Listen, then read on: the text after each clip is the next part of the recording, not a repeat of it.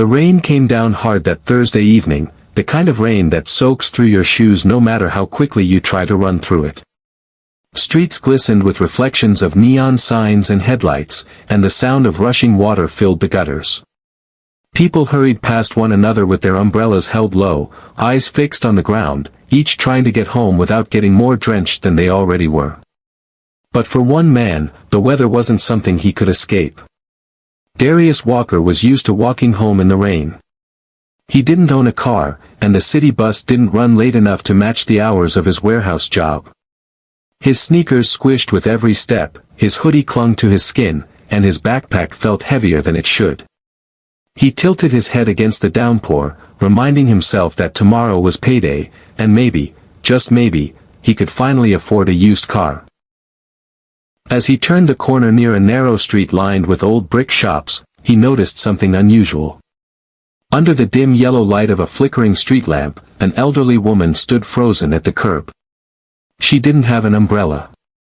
Her silver hair clung to her forehead, and her thin coat looked entirely inadequate against the sheets of rain.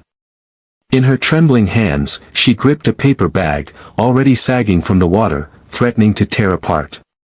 Most people walked right past her. A man brushed by without even glancing, and a young couple hurried across the street, whispering and laughing, oblivious. But Darius slowed his steps. Something about her stillness caught him.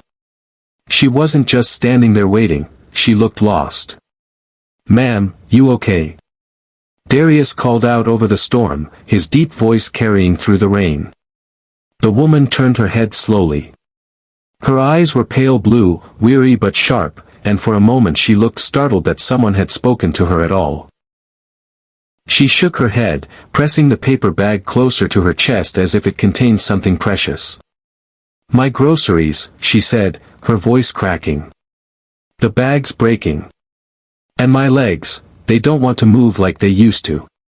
She gave a small, embarrassed laugh. "Guess I thought I could still do this on my own." Darius felt a pang in his chest.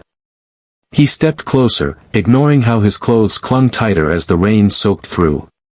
"Here, let me help you," he said, gently taking the bag before it could collapse in her arms. "Oh, I don't want to trouble you," she said quickly, clutching the handles as if she didn't want to burden him. "You're not trouble," Darius replied softly. "Everybody needs a hand sometimes." He eased the soggy bag from her grip, careful not to spill the contents. He could see a loaf of bread, a carton of eggs, and some cans inside, nothing fancy, but essentials she clearly needed. The woman hesitated before finally letting go. She sighed, her shoulders lowering as though a weight had been lifted. "Thank you, young man. I don't know what I would have done if you hadn't stopped." Darius offered her a small smile. "Where do you live? I'll walk you there." The woman blinked at him, as if she hadn't expected that level of kindness. "Just 2 blocks over," she said after a pause. "The building with the blue awning. My name's Eleanor." "Nice to meet you, Eleanor." "I'm Darius," he said. So they walked together, slowly, with Darius holding the groceries and Eleanor clinging to his arm for balance. The rain didn't let up, but somehow it felt less heavy with someone beside him. She told him about how her late husband used to drive her everywhere, how she hated relying on neighbors who already had families of their own, and how she had been stubborn enough to think she could manage a trip on foot. Darius listened quietly, nodding when she needed someone to acknowledge her words. When they finally reached her building, she fumbled with her keys, her hands still shaking. Darius steadied her fingers, unlocked the door, and followed her inside just far enough to set the groceries on the counter of her small, tidy apartment. The space smelled faintly of lavender, and framed photos lined the walls, smiling children, grandkids, and a younger Eleanor standing beside a tall man in military uniform. "You've been more than kind," Eleanor said once the groceries were safe. Her eyes lingered on him, studying him the way people do when they want to remember someone. Most people wouldn't have stopped. Darius shrugged, wiping rain from his brow. "I just did what anybody should have done." Her lips curved into a sad smile. "Not everybody sees it that way." Darius gave her a gentle nod, then stepped back toward the door. You take care, Eleanor. Stay warm, all right? Wait, she said suddenly, her voice carrying a weight that made him pause. She reached for the counter and pulled a small umbrella from a drawer. At least take this. I don't need it tonight, but you do. Darius hesitated. He hated taking things from people who had less than he did. But the look on her face told him it mattered to her. So he accepted the umbrella with a quiet, thank you, before heading back into the storm. He didn't know it then, but that single act, stopping in the rain to help a stranger, would set in motion a chain of events that would change his life by the very next day. That night, Darius returned to his small rented room above a laundromat. He peeled off his soaked clothes, hung them to dry, and sat on the edge of his bed with the umbrella still in his hands. Something about Eleanor's eyes lingered in his mind, the way she had looked at him as though she saw more than just a stranger passing by. He had no way of knowing that Eleanor, the frail woman he helped in the rain, wasn't just an elderly widow scraping by in a small apartment. She was someone with the power to alter his future in ways he couldn't even imagine. But fate works in silence, hidden behind ordinary moments. And for now, all Darius knew was that he had done the right thing. The storm outside continued late into the night, but inside, he felt a quiet sense of peace he hadn't felt in a long time. He had no idea that tomorrow, his life would never be the same again. The next morning, the sun broke through the clouds as if nothing had happened the night before. The streets were still damp, puddles catching glimmers of light, but the air felt fresher. Darius woke early, the sound of delivery trucks and distant chatter filtering through the thin walls of his room. He rubbed his eyes, sat up, and remembered the umbrella leaning against the wall, a reminder of Eleanor. It was payday, and though money was always tight, that little envelope meant survival. Rent was due in 3 days, and his boss at the warehouse had hinted that hours might be cut soon. Darius carried that weight with him constantly. He wanted more than just survival. He wanted a real shot at stability, maybe even going back to school someday. But for now, life was paycheck to paycheck. He dressed quickly, laced up his still damp sneakers, and grabbed a granola bar on his way out. The umbrella Eleanor had given him stayed by the door. The storm was over, but he found himself glancing at it before leaving, as if it meant something more than protection from the rain. At the warehouse, the day dragged. Heavy boxes, the smell of cardboard and dust, the constant beep of forklifts, it was the same routine. But in the back of his mind, he kept replaying the image of Eleanor standing helpless in the storm. Something about it reminded him of his own mother, who had passed away when he was still a teenager. She had worked herself to the bone, and he had often wished strangers had shown her more kindness when she needed it. Around lunchtime, his supervisor pulled him aside. "Walker, can I see you in the office?" Darius's stomach tightened. The last time someone had been called into that office, they walked out without a job. He followed quietly, trying not to let his nerves show. Inside, his supervisor, a broad-shouldered man named Curtis, leaned against the desk with a serious expression. "You've been putting in solid work," he started, surprising Darius. "But hours are getting cut across the board. We'll try to keep you steady, but no promises." Darius nodded, the knot in his chest pulling tighter. "Understood." Curtis studied him for a moment. "You ever think about doing something beyond this? You're sharp. You show up on time. You don't complain. Most guys your age don't last 2 weeks here." Darius gave a half smile. "Thought about it. Just don't have the money for school. Barely have it for rent." Curtis sighed, almost as if he wanted to say more but didn't. Instead, he patted Darius on the shoulder and let him go. The rest of the shift blurred. Darius's mind was stuck in a loop of worry. No matter how hard he worked, he felt like he was always standing at the edge of a cliff, one bad break away from falling. By the time he clocked out, evening was creeping in. He tucked his small paycheck deep into his pocket and started the long walk home. Halfway there, he passed by a diner on Main Street. Its neon sign buzzed faintly, casting a pink glow on the sidewalk. And through the window, he caught sight of someone familiar, Eleanor. She sat alone in a booth, her hands wrapped around a steaming cup of coffee, her expression thoughtful as she gazed out at the world passing by. Darius hesitated. Should he go in? He didn't want to intrude. But something told him to at least check on her. He pushed the door open, the bell above jingling as warm air filled his lungs. Eleanor looked up, her face brightening instantly. "Darius," she said with genuine surprise. "Well, what are the odds?" He chuckled and slid into the booth across from her. "Didn't mean to bother you. Just saw you sitting here." "You're not bothering me at all," she said warmly. "I was just thinking about last night. You really saved me." "Anyone would have done the same," he replied. Eleanor tilted her head, studying him again. "No. Not anyone. Most people passed me by. You didn't. That says something." Darius shifted uncomfortably. Compliments never sat easily with him. Just felt like the right thing. The waitress came by, and Eleanor insisted on ordering him a slice of pie and coffee. Though Darius tried to refuse, she gave him a look that reminded him of his grandmother, the kind that didn't accept "no" as an answer. As they ate, Eleanor asked him about his life.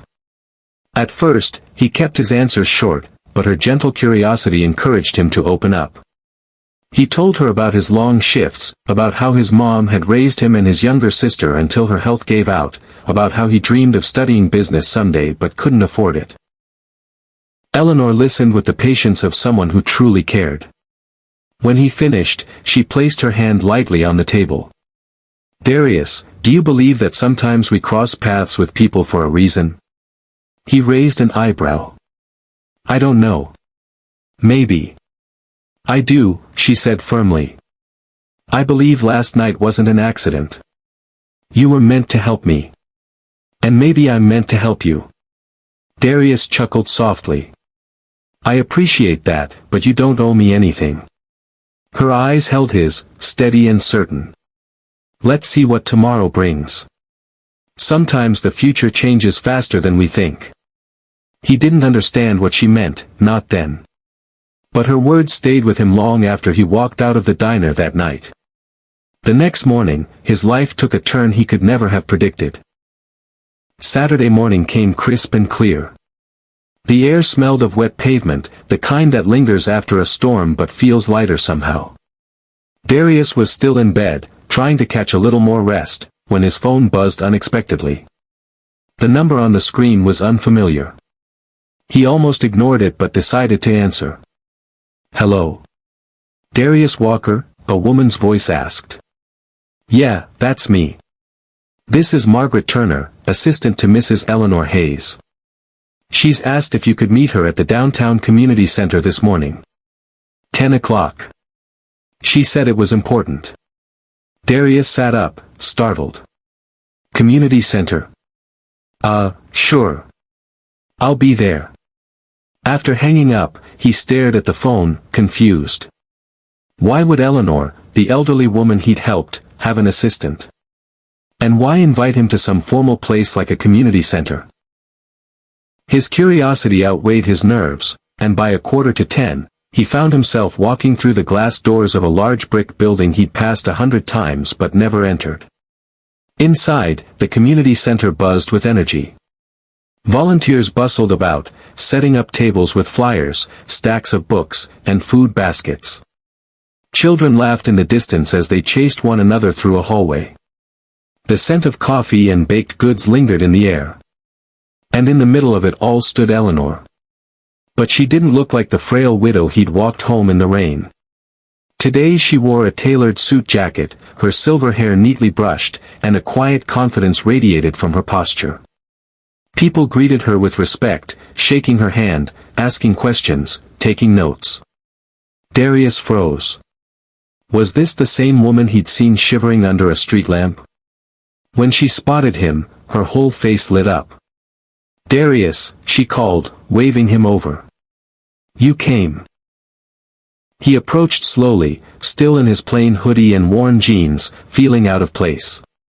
"Of course. You said it was important." "More than important," Eleanor said with a smile. "Life-changing." She guided him toward a quiet corner, away from the crowd. "Darius, I wasn't completely honest with you the other night. I didn't mean to deceive you, I just didn't want you to see me as anyone other than the woman you helped in the rain."